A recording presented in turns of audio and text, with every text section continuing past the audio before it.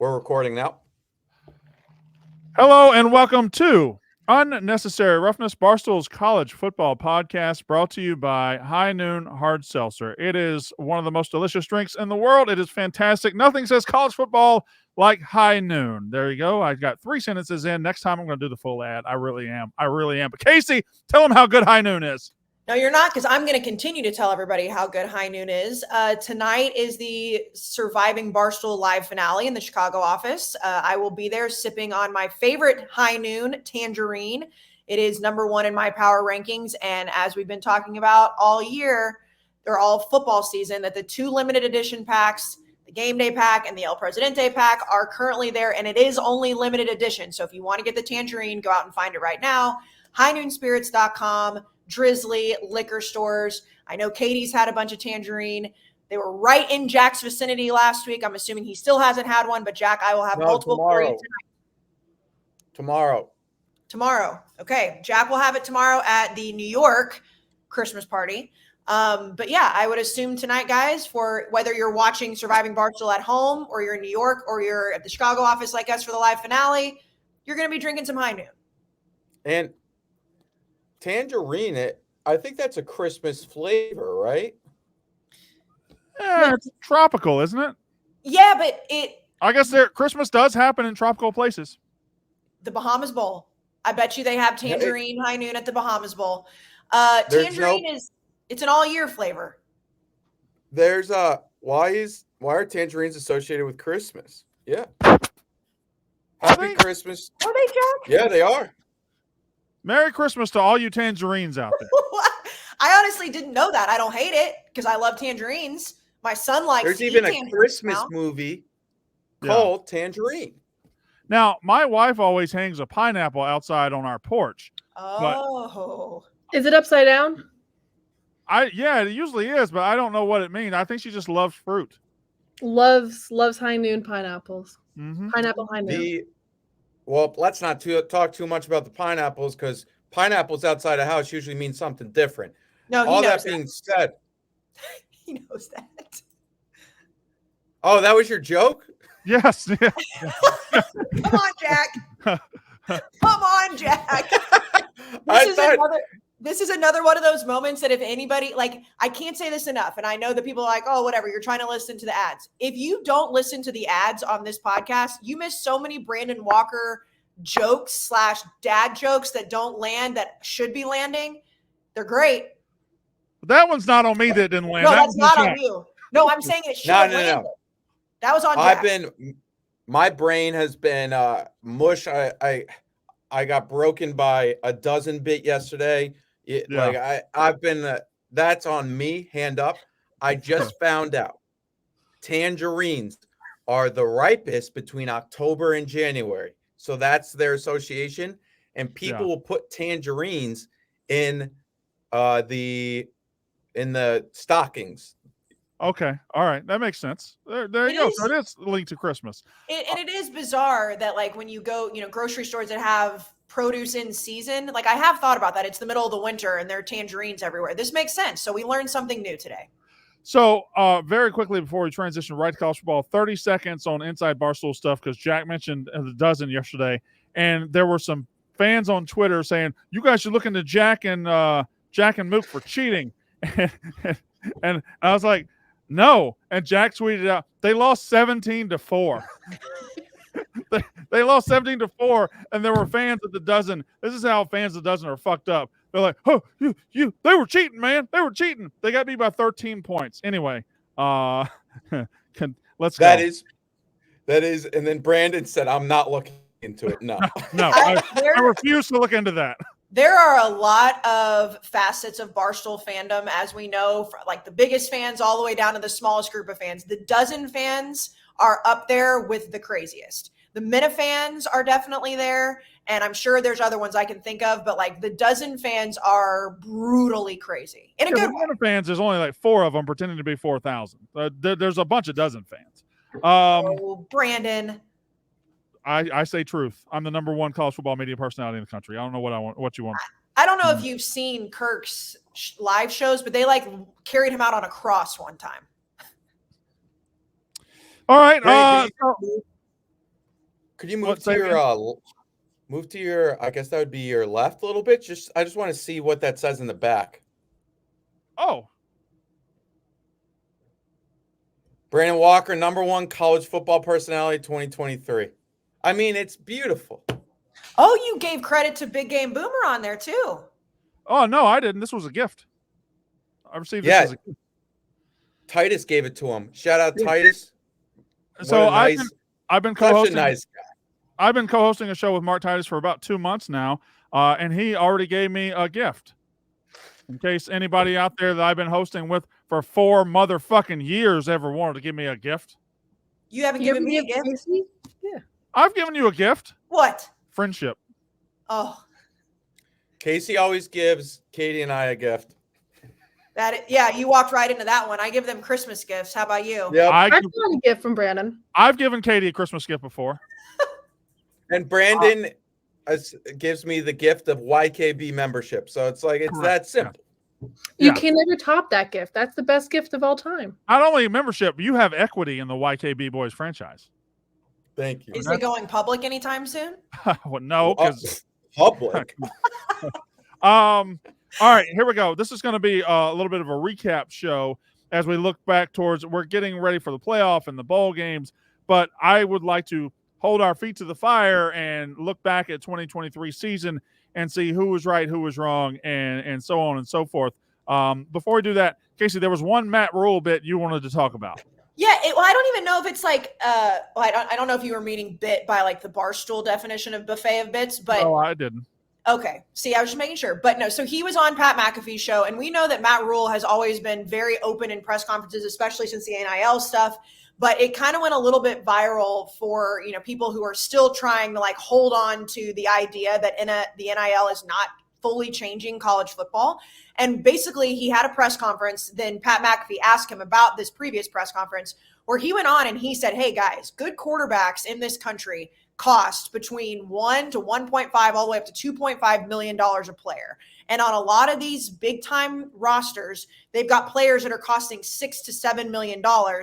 And he said that coaches are mad at him for basically resetting the market, for putting this number out there. And he's like, hey, I've been in the NFL. I know how contracts work. I'm back in college. There are no contracts. This is changing the landscape even more than people want to admit. And to me, I love the information because I love actually knowing, assuming that it's all very true, exactly what it's costing. But also, I think more coaches should do what he's doing. I love that he's out here just saying things that like no one wants to say. It's the unspoken truth that's happening. He's like, this is how much it costs for me to go out and get a Kyle McCord. So I'm going to tell you guys because that's the reality of what's happening right now. Yeah, and you need those coaches that kind of let us in. I do wonder if by the time a coach or an entity in college football has told us, hey, quarterbacks are costing $1.5 million, I wonder if that's old information by the time we get it. I wonder if it actually costs like $5 million. Like it seems like college football media or college football information disseminating from coaches is always about 2 years behind what it actually is. But yeah, I like the fact that Matt Rhule is like, hey, you guys want to know? It costs about $2 million to field a competent quarterback in college football these days.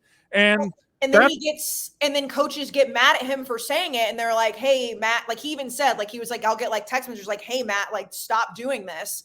And in his own nicer words. And I was just like, why? Because it should be out there because then when you see like portal stuff and it's like, oh, these schools are spending $100 million. You're like, okay, well, that's probably not true, but how close to reality is that? He's just saying what everybody already knows. And I think more coaches should be that way, where it's always been the opposite, where it's like coaches don't want to say they're paying players, where coaches don't want to admit it. Now coaches should be like, yeah, this is what we're paying players. Like this is what our boosters are doing and the NIL is doing. Well, go ahead, Jack.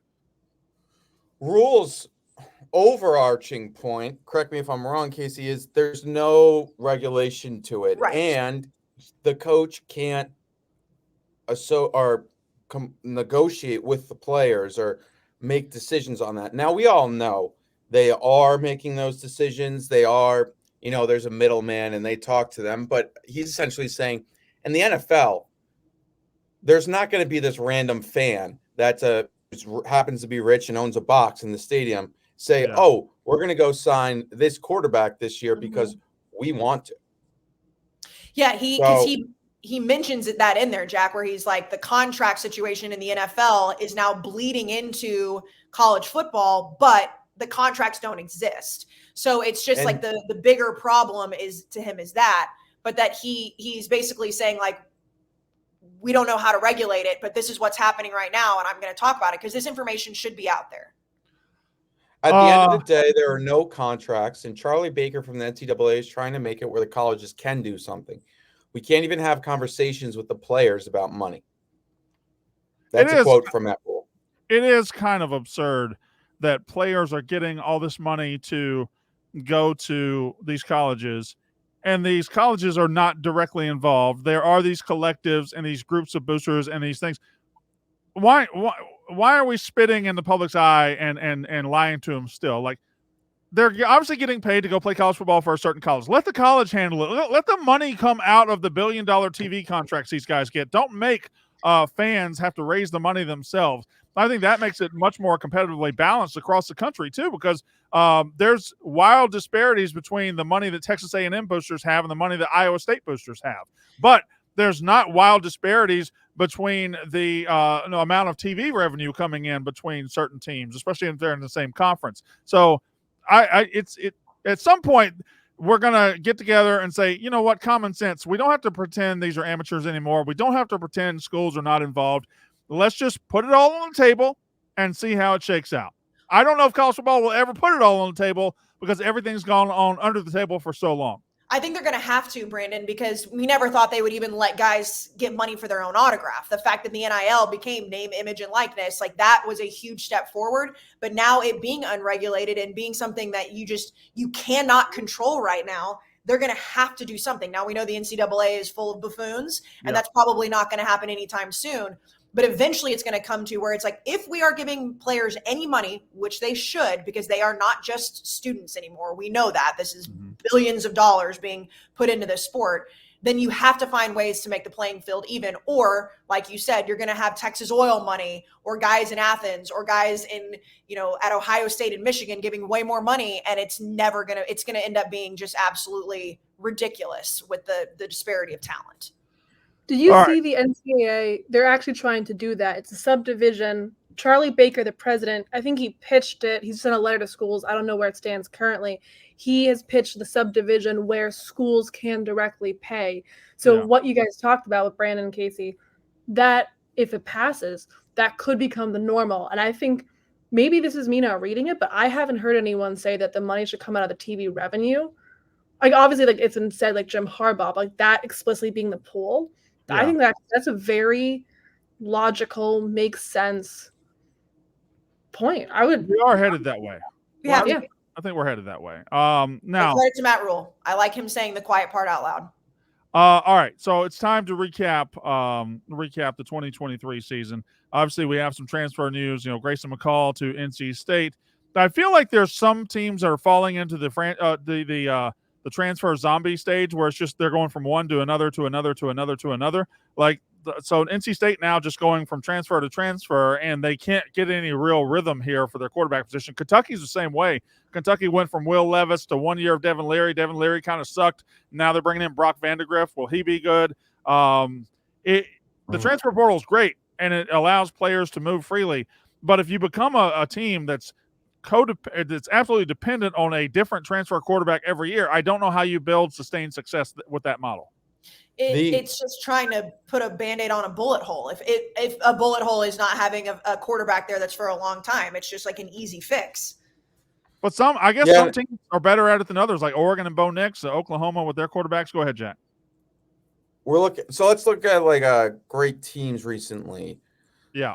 Last year, Georgia's back-to-back was technically a transfer quarterback, but he wasn't because he was there before. Yeah. Then before that, we had Alabama. Mac Jones was there. Yeah. And then before that, there was LSU. Now, that was the second year of Joe Burrow. Yeah. And he was a transfer, but it was the second year. Yeah. And then before that, we get into teams that they were not transfers. This year, Penix transfer, but second year. Mm-hmm. Bo Nix, second year. Mm-hmm. Michigan, JJ, obviously, he was recruited. Yeah. Jalen Milroe recruited. Quinn Yeah. Ewers transfer, but kind of a weird transfer. He kind of went to Ohio State as a senior in high school. Yeah. Have you said Jaden Daniels? There are some Jaden Daniels transfer. Yeah. But there's so many transfers now. And then we're now getting into a weird situation. I agree, where no teams get into kind of sustainability with their quarterback. But Kentucky, Brock Vandegrift essentially would be there if he does well a year or two. Yeah. And then also Notre Dame's going to another transfer quarterback this year in Riley Leonard. It was official. So you're mentioning something that's interesting. I think you can draw a line between the transfer quarterbacks that really succeed and the transfer quarterbacks that kind of succeed. And I think that line is, if you get a transfer quarterback and you get him for 1 year, you don't really get him in your system very long. He doesn't grow into what he needs to grow into. But if you get a transfer quarterback who has been in college 3 or 4 years, and then you get 2 years out of him, by the second year, he's ready to roll. Joe Burrow, transfer, second year. Jaden Daniels, transfer, second year. Bo Nix, transfer, second year. But the Sam Hartmans who transfer and they have 1 year to get it done, that's simply not enough time to build what you need to build. So if you get into this mode where you've got a different transfer quarterback every single year, I don't know that you're going to get out of this portal what you could get out of the portal if you got a guy who had multiple years left and actually put him in your system and let him grow for multiple years. Well, it's also like the grad transfer model before, right? Where a guy would play, like Trevor Knight played at OU and then went to A&M and played 1 year, where like that used to kind of work as a stopgap between a quarterback that you have and maybe a young guy that needs to get more reps. That's not going to exist anymore because the transfer portal is so prevalent. Like the grad transfer quarterback thing, I don't know how much success it had, but it didn't seem like we saw things fail as much, because it was just like, okay, this guy's here for the middle of it. Like, we had our guy, we need a guy to be here while this guy gets better and older. Now you don't have to wait for that. So it is fascinating.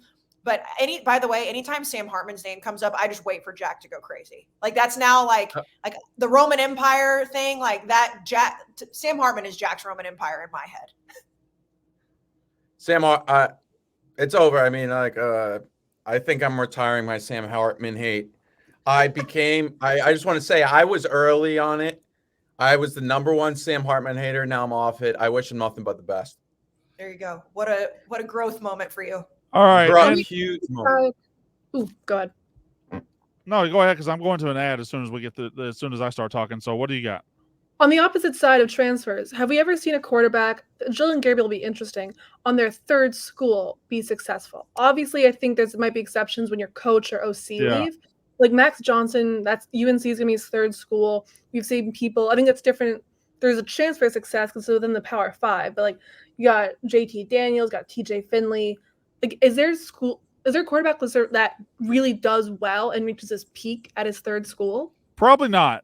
And Dillon Gabriel will probably be the exception to this rule. But I have a feeling, you have 5 years to play college football. That's what you have. If at some point you have landed at a third school inside of a 5-year span, something's wrong with you, something's wrong with the school, or something's wrong somewhere. There's a defect somewhere in the system, and you're not going to really succeed. Dillon Gabriel's different. Dillon Gabriel started at UCF, moved up a level to Oklahoma. His offensive coordinator left. He moved up a level again to Oregon. So I think he'll be the exception that proves the rule. If you've got a guy who's on his third school, you've got a guy who's probably not very good. By the way, Oklahoma fans are going to be not happy with you that you think moving to Oregon is a level up. Sorry. I mean, it is what it is in 2023. Oh, I agree. But no, you're very clearly, it's the Taylor Swift, it's me, I'm the problem. Like, if you have to go to 3 different schools, not always, but it sure seems to be like if you're talented enough to get that starting job at the next level up, when you do transfer the first time, you're not leaving that place normally. Well, I mean, you just talk about Oklahoma fans. We know for a fact nobody would ever leave Oklahoma football to go to a better opportunity on the West Coast. That would just never happen. So I do apologize for that. Let's talk about Pro Football GM. In Ultimate Pro Football GM, you can prove your skills in managing a pro football team. Every time we watch pro football on Sunday, everybody thinks they can do everybody's job better. I can coach better, I can play better, I can GM better. Well, now's your chance to prove it with Ultimate Pro Football GM. The game has a realistic feel. You can draft, you can trade, you can manage every strategic decision in Pro Football GM. This game is fun, it's addicting, and it is easy to learn. It is a mobile game that is completely free. There are no ads, and it is playable offline. That's a key right there. Playable offline and no ads, frankly, because how many mobile games do you play that are just ruined by the ads? To download the game, go to barstoolgm.com. That's barstoolgm.com, or look up Ultimate Pro Football GM on the App Store.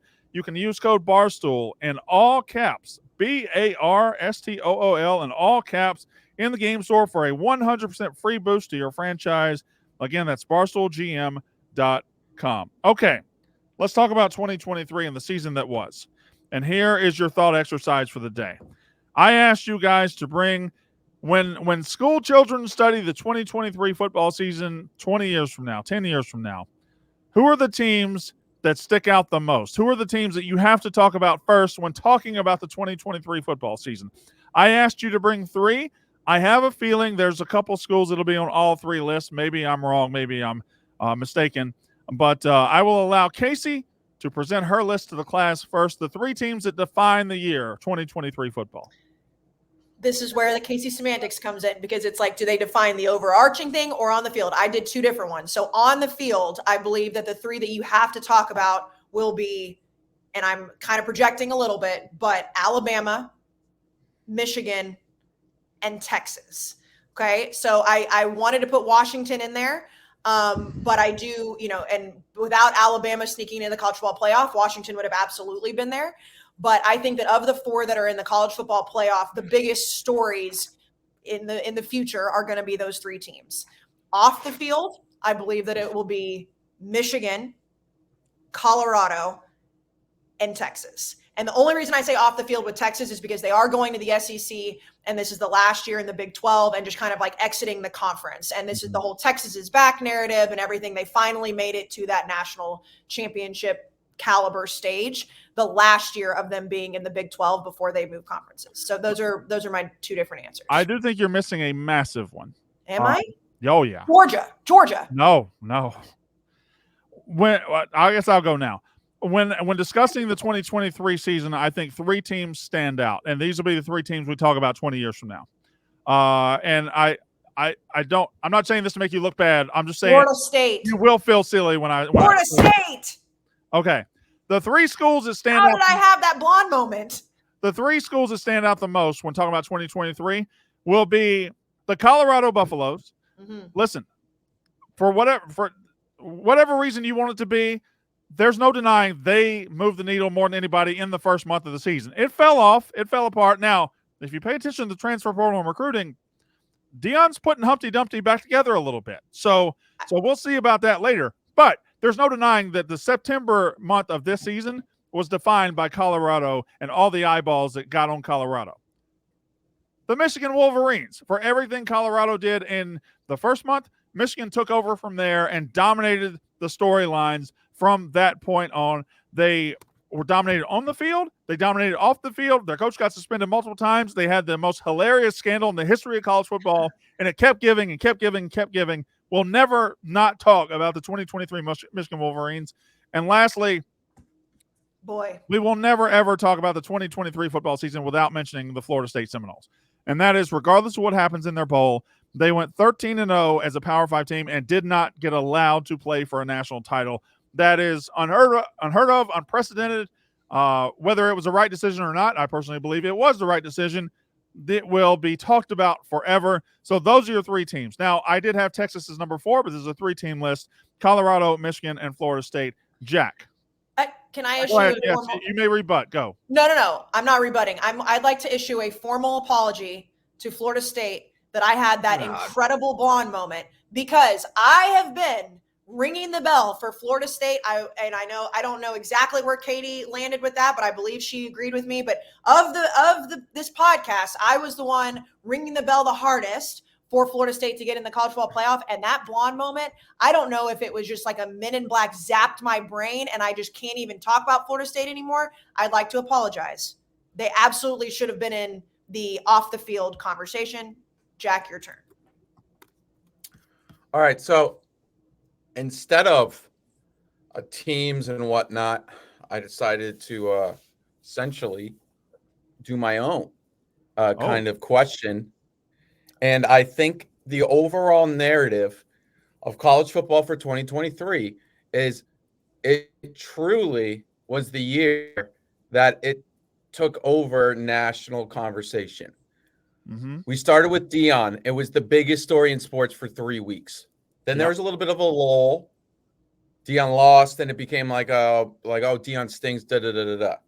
Then the Michigan sign stealing scandal turned out to be this incredibly massive story everywhere. It was equal parts hilarious, crazy, rumor filled. It was peak college football. Message boards were going crazy. And then it ended the season with this team that went undefeated. We essentially made this playoff so the teams that go undefeated never would have to miss the playoff. Yeah. And it all fell apart. And everyone we got people in Florida looking to launching an investigation into the college football playoff. So the narrative, it was more off the field, it felt like. Obviously, on the field, it was great. There were no spectacular games. What's the most spectacular game this year? Oregon, Washington, the first one. Time. Obviously, there's an obvious one sitting here. Ohio State, Michigan wasn't like spectacular, like points wise, but I think it got pretty dramatic. It was fine, but it wasn't like next level. You'll never forget it. Georgia, Alabama was pretty good. Yeah, I don't know that. I don't know that there is one. I don't think there's an iconic game from this There's season. not like an Alabama, Tennessee from last year. Alabama, Texas was pretty good, but that was still a 10 that point. Game ended up being like, yeah, it was fine. I think that's a good. Katie's right. It's probably number 2 behind Oregon. Washington. Oklahoma, Texas was a hell of a game. Yep. The first half of LSU, Florida, fantastic. Then Florida State pulled away, but. Before I finish, I also would like to say I think this year will be looked back on as the end. Of what? Not of college football. No. But of what we knew it as. Okay. This is the end of the regional sport of college football. Will that matter much? We'll see. I don't think so. The sport continues to be bigger than it ever has been, and people love it. But the Pac-12 is over. Mm-hmm. The Big 12 is changing. We're Big 10 and SEC is about to take over as the Power 2. Yeah. And so I think we may look back on this and be like, that was kind of the end. And now it's like a new era. 2024 in college football is going to be the start of something new. And that's why when you look at musical, right? When you look at Texas, like Texas, don't get us demonetized. When you look at Texas, I think that's why, we've been as a collective college football basis, like making the joke, is Texas back? Is Texas back? And the fact that they're doing it before they move to the SEC also just popped in my brain. Colorado State, while that game mattered 0, it was a pretty incredible game. Yeah, it was. That game was nuts. Stats? I'll give Casey credit.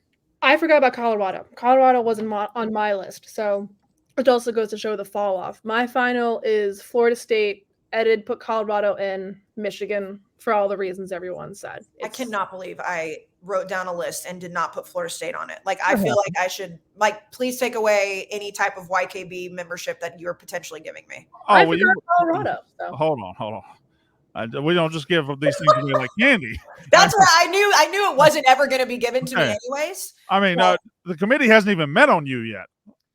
We haven't even met on Katie Stats, and I think we gave her an honorary membership last week. No. That's if Michigan wins. Yes. I think that's what it is. No, I think that. So, by the way, Katie put out the clip where I talked about, how the committee came to the decision between Florida State and Alabama and how they had to vote and then they went to sleep and how close it was and they never thought about leaving Texas out. And the amount of people that said this, and this is I think it's a bigger conversation, but But I saw people saying, like, do you think they went home and people were like paid to put Alabama in, or people were persuaded with political agendas to put Alabama in because they didn't make the decision in the room? And I thought about that. I was like, that is something that, whether you can ever prove it or not, if you do not choose before you leave that conference room, and then you get to go back to your hotel room, wherever you are going with whoever you are, and you have access to your phone, would it be surprising if there were people on the phone calling on behalf of Florida State or Alabama? Like, that's not like, that wouldn't be a crazy controversy at all. I'm sure that could have happened, but also stop your bitching, Florida State. We all know why you got left out. There's no secrets. There was no big conspiracy. You got left out because they wanted a decent playoff. Sorry. But I get over it at some point. I do love the conspiracy theory, though. I love that thought process, because I thought about that and I was like, it is weird that they didn't have to make a decision before they were able to leave that room, because then they could be, you know, it's like whenever you go to like a court case, you're not allowed to have any outside contact, so you don't get like persuaded or swayed one way or the other. But yeah, I mean, it's like, I think it was the wrong decision for what it was made for, but it's the right decision for the playoff, if that makes sense. All right, let's go back and decide who won our conference previews. Okay. I know one conference I won. We'll get to that later, but I'm going to go through every conference and you tell me who won as a predictor of these previews. Are you ready? Yes? Good. Yes. In the Big Ten, Casey and Katie had Michigan as your conference champion. Brandon and Jack had Penn State as the conference champion. For the conference title game, Brandon had Penn State, Wisconsin. Casey Smith had Michigan, Wisconsin. Jack had Penn State, Iowa. Katie had Michigan and Iowa. Wow. On surprise team, Brandon Walker had Maryland. Casey had Wisconsin. Jack had Maryland. Katie Stats had the 10-2 Iowa Hawkeyes.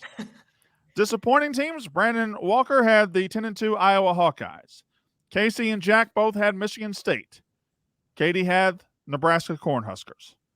Worst team, Brandon, Casey, and Katie had Northwestern. Jack no, had don't say this. Don't say it. Don't say it. Yeah, hey, delete. Northwestern was bad too. Like that was a bad pick. Like they're not the worst team in the Big Ten. Not even close. Player of the year, Brandon had Marvin Harrison Jr. Casey had Blake Corum. Jack had Donovan Edwards. Katie had Marvin Harrison Jr. And coach of the year, James Franklin and for Brandon and Jack, Luke Fickell for Casey, and Luke Fickell for Katie. So, having said all that information, I think we have a clear winner in the Big Ten predictions. And I think it is Miss Statistics, Katie Stats, who had Michigan and Iowa in the title game, Michigan to win it, Iowa as a surprise team, Nebraska as a disappointing team. She pretty much nailed it almost all the way, except for she had Luke Fickell and Marvin Harrison Jr. Who was the player of the year in the Big Ten? I was writing them down earlier. Big Ten is Marvin Harrison. Okay. And David won head coach. So you got almost all of them right. Yeah. 1, 2, 3. Go Katie. Is Iowa? I think are they the surprise team or a surprise team? Yeah, they're better than the ones we had. Who was the better surprise team than Iowa in the Big Ten? Obviously, people thought they would be good, but you had them in the conference title game, and none of us. Northwestern could have. Like if somebody said Northwestern, yeah, you're right. That would have. But Iowa's number 2 for sure. Yeah, no, Katie absolutely got that. All right, so clear victory. Katie won the Big goes Ten. To Katie. All right. In the SEC. I'm not sure anybody's winning this one, folks. Okay, in the SEC, conference champion, Brandon had Georgia. Casey had Georgia. Jack had Georgia. Katie had Georgia. The SEC championship game, all 4 of us had Georgia against Alabama. So that's a win. Surprise team, I had Missouri. Pretty good. Casey had Ole Miss. Jack had Texas A&M. Katie had Kentucky. Disappointing team, I had LSU. Casey had Kentucky. Jack had South Carolina. Katie had Florida. Okay. Worst team, everybody had Vanderbilt. Player of the year, I had Carson Beck. Casey had Brock Bowers. Jack had Carson Beck. Katie had, this one's rough. Harold Perkins Jr. What happened to that guy, by the way? Oh, I got the team right. That guy just disappeared. Coach of the year. Oh boy. I had Jimbo Fisher. Casey had Nick Saban. Jack had Elijah Drinkwitz. Katie had Jimbo Fisher. So I'm going to give this one. Who's the player of the year, by the way? So the SEC, which was news to me, they do offensive and defensive. Who was offensive player of the year? Jane Daniels. Defense was Dallas Turner. Okay. So nobody got that right. Yeah, Dallas Turner is the worst winner ever. He should not have won that award. I'm going to give this one. I think I got to give it to Casey. Okay. Casey had Georgia as a champion, which we were all wrong. She had Georgia, Alabama. Her surprise team was Ole Miss, who went 10-2. Her disappointing team was Kentucky. They were disappointing. Her player of the year was Brock Bowers, which wasn't right. Her coach of the year was Nick Saban, who's I don't think you did great here, but I think you did better than the rest of us. Although Jack had Elijah Drinkwitz. Yeah, but he had A&M as the surprise team. Although I guess if you're surprised that they fired Jimbo Fisher in the middle of the year, wait a minute. We gotta judge this one. Okay. So here's Jack's wins. He had Georgia, Alabama as the title game. So did you. Okay. He had A&M as a surprise team. That's a loss. You had Ole Miss. That's a win. You had Kentucky as disappointing. He had South Carolina as disappointing. Both of those are correct. And then he had Elijah Drinkwitz as coach of the year. You had Nick Saban. I think that's a win for Jack. Yeah, I think I would have to give that to Jack. I don't think that I'll take it. I mean, it doesn't feel like a win, does it? That's a 7-6 victory in the. You know what? I'm splitting that one between Jack and Casey. I'll take it. Split decision or draw? Split decision. Co-champs. The participation trophy. Because technically, like if you're taking like my Nick Saban away, then you take his A&M away. Yeah. It makes sense. All right, Pac-12. Oh boy, God. I mean, we already know who won this. Like this is like you don't even need to read through this. Like this isn't even close. All right, Pac-12 for the champion. Casey had USC. Jack had USC. Katie had USC. Brandon Walker had Washington. Mm-hmm. For title game, Casey, Jack, and Katie all had Southern Cal against Oregon. Brandon Walker had Washington over Oregon State. Surprise team, Casey had Colorado. Jack had UCLA. Katie had Oregon State. Brandon Walker had Arizona. Disappointing team, Casey had Oregon State. Jack had Washington. Katie had Washington State. Brandon Walker had Southern California. Worst team across the board, Stanford. Player of the year, Brandon Walker had Michael Penix Jr. Casey had Caleb Williams. Jack had Caleb Williams. Katie had Caleb Williams. Katie, who won that one? On offense, Bo Nix. Really? He beat Mike? Okay. Coach of the year, Brandon Walker had Jed Fish. Casey had, surprise, Deion Sanders. I did too. Jack he was the time person of the year. Does that count? Jack had Jonathan Smith. Taylor Swift. Katie had Deion Sanders. I think I'm going to go ahead and put this down as a win for your boy. I mean, it's not even close. That's a route. I nailed the Pac-12. That's an absolute route. I said time person of the year. That was such a disrespect to Taylor Swift. Deion was the Sports Illustrated person of the year. Does that count? No. ACC preview. Brandon, Casey, and Katie all had Florida State winning the ACC. Jack had Clemson. Title game, everybody had Clemson against Florida State. Surprise team, Casey and Brandon had Miami. Jack had Clemson. Katie had NC State. Disappointing team, Brandon had Duke. Casey had North Carolina. Jack had none. Jack passed on that one. Okay. He said that. Didn't you say they were all going to be disappointing or something like that? Katie had Louisville. Not great, Katie. Worst team. Oh, no, this isn't really a win. Everybody had Virginia except for Jack, who had Boston College. Player of the year, I had Jordan Travis. Casey had Jordan Travis. Jack had Cade Klubnik. And Katie had Drake May.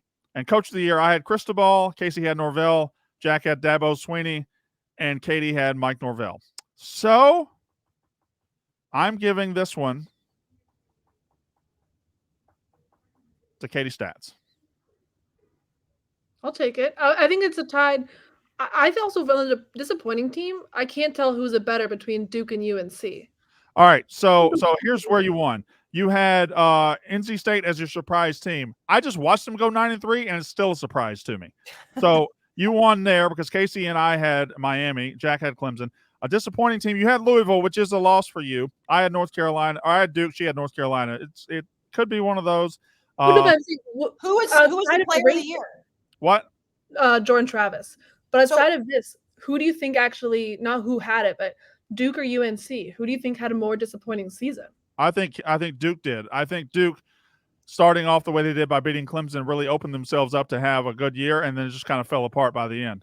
Not to go against Katie, Brandon, at all, because I love Katie, and I would never take, if it was you or Jack, I would do this. But why, if I got the player of the year right too, where does she beat me?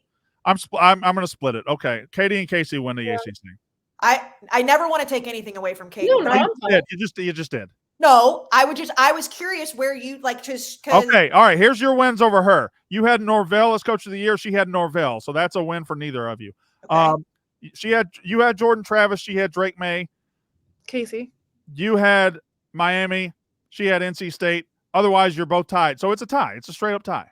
Okay. All right. And lastly, the Big 12. Yikes. Not yikes. We all had Texas to win the Big 12. I had Texas, Kansas State in the title game. Casey had Texas, TCU. Jack had Texas, UCF. Katie had Texas, Kansas State. Surprise team. I had Baylor. Casey had UCF. Jack, UCF. Katie? Look at her. Look at her face. I know. She knows what's coming. Oklahoma State. Disappointing team. I had Oklahoma. Casey had Oklahoma State. Jack had West Virginia. Katie had Cincinnati. Worst team. I had Cincinnati. Casey had Cincinnati. Jack had West Virginia. Katie had Houston. Player of the year. Quinn Ewers for me. Quinn Ewers across the board. Coach of the year. I had Steve Sarkisian. Casey had Joey McGuire. Barf. And Jack and Katie both had Gus Malzahn. I'm going to give this win to Katie Stats. So, Katie. Cincinnati finished, I had to look it up. Houston's number 2. It's BYU, Baylor, Houston finished 2-7. Cincinnati finished 1-8. Yeah, you were right. They were disappointing. Oh, sorry. I'm confusing with worst team. We said worst, Brandon, because we had Cincinnati as worst. And she's saying we were right there. Yes. Oh, I see.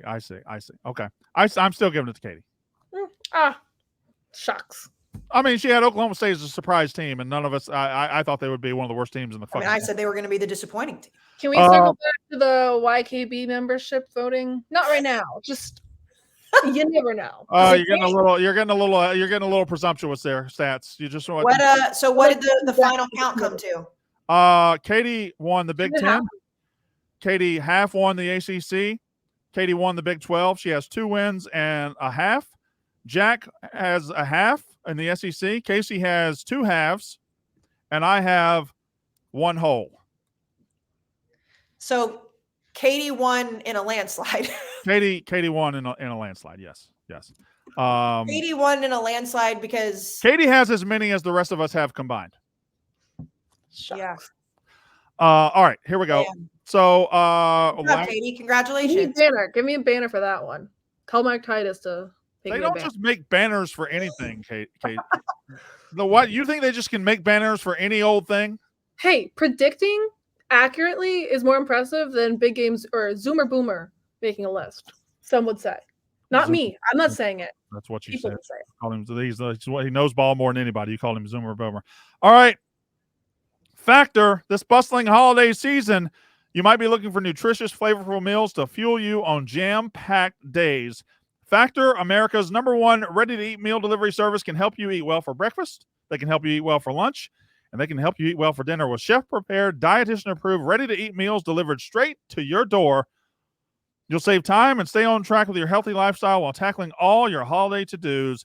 Cross meal prepping off of your list this holiday season with Factor. Skip the meal planning, the grocery shopping, the chopping, the prepping, and the cleaning up, and get Factor's fresh, never frozen meals delivered to your door.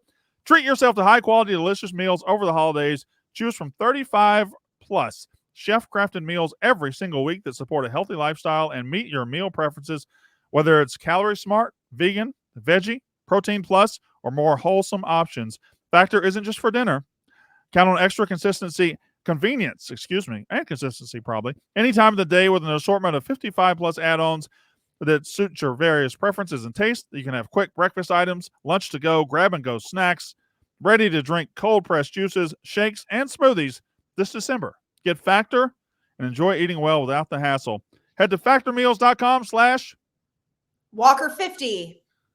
Walker50. Walker50. Use code Walker50. Codes. Yeah, you can use codes Walker50 to get 50% off. That's code Walker50 at factormeals.com/Walker50 to get 50% off. I need to say this. You have to use both. You have to use the URL and the code if you're going to do it. They have great protein shakes too, because the pumpkin spice protein shake is unreal. Pumpkin spice. I got good. I got my Factor meal, my first Factor meal delivery 2 days ago. So I'm on the Factor grind. We love Factor, and obviously the sponsor of Surviving Barstool. I just now had a barbecue chicken, sweet potato, corn, and green bean Factor right before we started recording. Now, Casey, you mentioned before we started recording you wanted to spoil Surviving Barstool, so I'll allow you to go ahead and do that now. Yes, that was my plan. I was gonna, but I'm glad that Jack has the dump button just in case. I will go ahead and spoil it. Mantis wins. Mantis has been living in the New York office yes. the whole time. Like that, he has been like hiding in a corner in that office, and he just shows up for Last Tribal. Shout out Mantis. I like that kid. Go ahead. I don't know when we're gonna when exactly this is coming out. I know it's coming out before, but we will be or Barstool as a whole will have the last episode and then the live finale to unveil the winner, where Jeff D'Lo and Kelly Keegs will be hosting. And from no spoilers, from what I know, Kelly Keegs has got some piping hot questions for the contestants, so I'm very excited about watching that. All right. Let's see. One more thing, then we can get out of here. Can I have a hot take about Surviving Barstool? I'm saying it here because I'm too wuss to tweet it. Yeah. It's a game. I know I'm not in it, but I'm surprised that people are like, if it's a game for $100,000, wouldn't you do anything you need to do to get there? Like, obviously I'm not personally affected, so I don't understand like the face-to-face, but it's a game. It wasn't like no rules off. Katie, here's the thing. I'm friends with most of the guys, half the guys, a few of the guys, a couple of the guys that were on Surviving Barstool, and one of the guys. And every single one of them, when they went into that game, told the other, hey, man, it's just a game. You do what you got to do. We'll shake hands. It'll be over. Fantastic. Whatever happens in the game, happens in the game. And almost every single one of them pussies are still butthurt to this day over what happened at some point in that show. So it is it's crazy. Like, I mean, now I know that Surviving Barstool is much different than Barstool versus America because that was like a team game. But when I was on Barstool versus America, the first season we went on the road, the face-to-face does change everything. Now, does that excuse it? No, but like I purposely never lied to people's faces because I was scared of moving forward, because you do have to work with these people. It's not like in regular Survivor or regular reality TV shows where it's a bunch of strangers you never have to see again. But it is odd, Katie, because you and I were texting last night. It's odd where it's like some people get a pass for just being a really good game player. Like, oh, they played the game well. And then other people are like, they're liars. I'm never speaking to them again. I don't know how you judge that, but it is intense. I'm glad I'm not part of it. I'm glad I get to watch it. Guys, they're talking about doing an all-female cast for this upcoming season. You want to talk about bloodbath? Yeah, anything they can do to keep running. That won't happen. That won't happen. Dave's the one that's talking about it. No, that won't happen. Anything? I'll go on the record.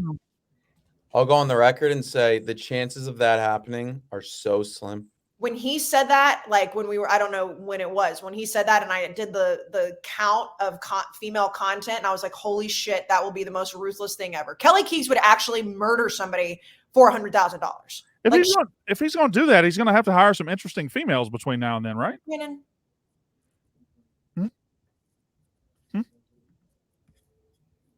It'll be a good show. Business Insider, clip that one. Right? It would be good. It would be good. All right. I don't know if it would be. I'd be Brandon, rooting for Chicken Fry. Think, I like her better than the rest of y'all. Yes? You think Chicago office is going to hire any females anytime soon, or just the dudes sausage fest over there? I mean, if it were up to me, I think we've got our crew. No, I'm trying to get my sister out here. Okay, so we do have a kitchen out here. Okay, all right. Yeah. Just relax. When I see you in just a mere couple hours, I'm going to slap you in the face. Oh, I'm going to be long gone by the time you get here. He's leaving. I gotta go to Wyoming first thing in the morning. I'm gonna slap you in the face. I'm getting the fuck out of here. I gotta go to Wyoming. I gotta go meet the Cowboys and talk about some football with the boys in Laramie. Cowboys. Yeah. All right. Cowboy, babe. Okay. Very quickly, everybody can take one victory lap in this recap episode. Casey, I think you got to go soon, so you can go first just in case this drags.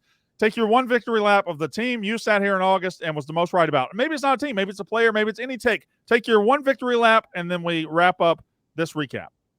I would take Michigan, but I feel like that's just a played out thing. So we all did this. However, I have been one that has said when Texas is actually in the national championship conversation, they are officially back. Every single year we've sat here and we've said, oh, Texas is back. Well, what does that mean? And everybody's thrown up the horns and given me a hard time. It's painful to say this is the year they were actually back. So that's my victory lap. But in all reality, it's Michigan, because I thought Michigan was going to win the Big Ten. I thought Michigan was going to be fine. And here they are in the college football playoff. Again, they beat Ohio State 3 years in a row, and everyone wants to say, oh, you're only doing that because of Dave. Well, I'm still right. Regardless of why you think it is, I'm still right about Michigan every single year. Katie, take your victory lap. 2.5. 2.5. She didn't have to. She didn't have Who's to. that girl on the just stares at her computer and just takes notes the entire time and doesn't talk? She knows ball. She sits here doing the books and doing the clips. It pays off. I know ball. Katie Stats knows ball better than the number one personality in college football. Oh no. Ducks. Thank you for listening. I'm the Ducks gift right now. Ducks. Likes and subscribes. I might not survive tomorrow. Jack, if people are watching YouTube right now, they saw all of us react at the same time when she said that. Like, is Brandon gonna just absolutely combust in his seat? Numbers don't lie. Take your victory lap. I mean, all you guys are all focused on the present. I've been leading a brigade against Al Tucker for 3 seasons now. Yeah. I was called crazy. I was called all sorts of names. Where is he now? Nowhere to be found. So good for Jack. And here's the thing. It's a trend in my life. Maybe at first you call me crazy, but then it usually, it usually works out. And people always realize Jack was right. Jack was right. So don't eat the bugs. Michigan State, best of luck. I win. You're in a new era now. Brandon Walker, what's your victory lap? Well, I hesitate to say this because I feel like I've said it a lot.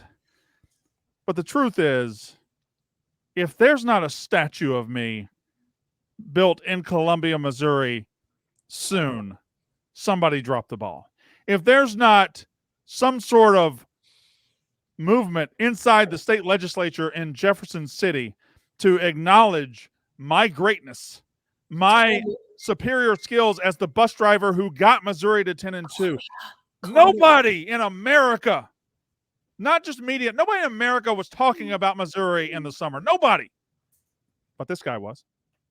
Number one college football media personality in the country. Told you in June Missouri could go 10-2. And you scoffed and you laughed and you said, no, that can't happen. Well, guess what did happen? And not only that, in the season, when they got off to a 5-0 start, I said, guys, Missouri fans, I love you. You're going to lose to LSU. Guys, I'm sorry. You're going to lose to Georgia. I told you exactly when you were going to win, exactly when you were going to lose. I was never wrong for a second about Missouri this year. Missouri's going to win their bowl game against Ohio State. They're going to finish 11-2, and it's going to be a great season, and the future looks great. And I did it. Drinkwitz didn't do it. Luther Burden, he didn't do it. Brady Cook, who's that? Brandon Walker did it, Missouri. bow to my feet, acknowledge me, and make me the king of your state now. That's my victory lap. You should, you know how in spring games they have somebody go like field a punt? Yeah. Like I did that at Missouri, by the way, once. Much harder than it appears. Well, it's equally as hard as it appears. We should campaign for you to do that. Something like, not that, but something like that. Like they should have you as like, what? Coach Drink. If you don't invite me to your spring game, that your entire tenure is a failure. You're a lie. I have to be invited to your spring game. I have to be a VIP at your spring game or something. I gotta be like, you need to acknowledge my existence as probably the king of Missouri football.